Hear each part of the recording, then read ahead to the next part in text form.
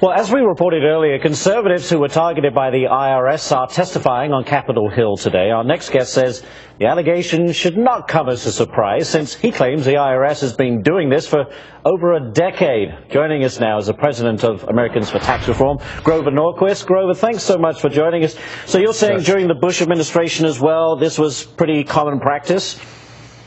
Well, I can't speak for the Bush administration, but in the 90s, I served on a congressional commission that was put together. Senator Bob Kerrey and now Senator Robert Portman were the two chairs of that commission, and we were looking into abuses by the IRS back then. You may remember scandals where IRS agents were going over their neighbors' tax returns and movie stars' tax returns, and people violating the privacy of citizens that they had no reason to do. They weren't auditing their taxes. Because they had that commission, we interviewed people from the IRS, and I said that I'd been checking, and conservative groups were getting audited under the Clinton administration, and when I checked with liberal groups, they weren't getting audited. Could he please explain this discrepancy? And he insisted, well, you know, we have a scientific way of doing all this, and it's all very even, Stephen. And I said, well, can you explain the discrepancy? Perhaps tell us what this even, Stephen, very fair measure is. And he said, no, I can't. It's a secret, but you'll have to trust us.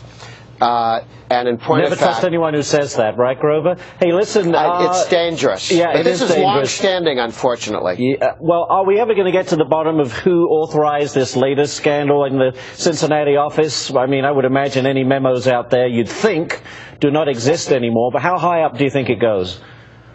Well, I think when the president gets up at the State of the Union and denounces the Tea Party movement and denounces the Supreme Court for allowing people to contribute to campaigns with their decisions, he's sending a signal out through his administration, get these guys.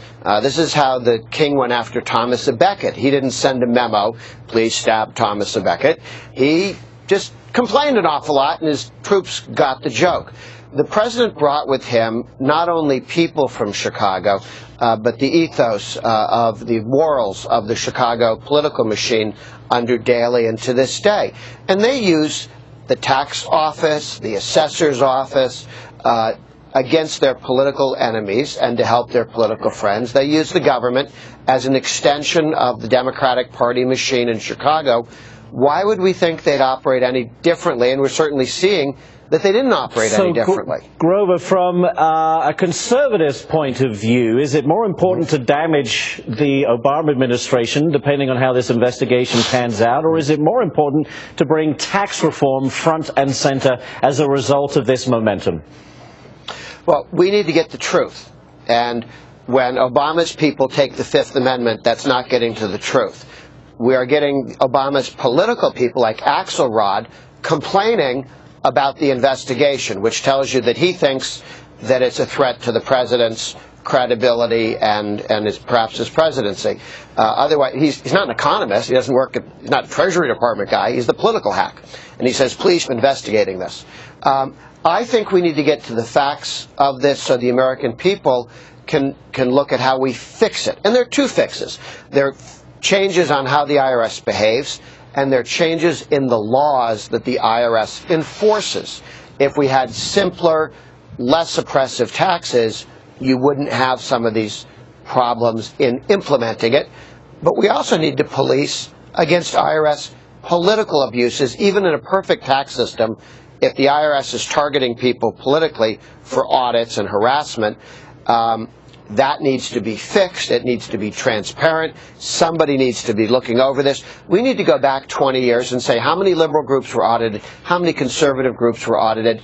And it's not just the groups trying to get going, like the Tea Party people. Right. It's the ones that are going that get whacked and get a lot of expenses with an audit. We're already out of time. Very quickly, because we're out of time, Grover, the acting IRS Commissioner, Dan Werfel, says he promises to uncover everything. Do you buy it?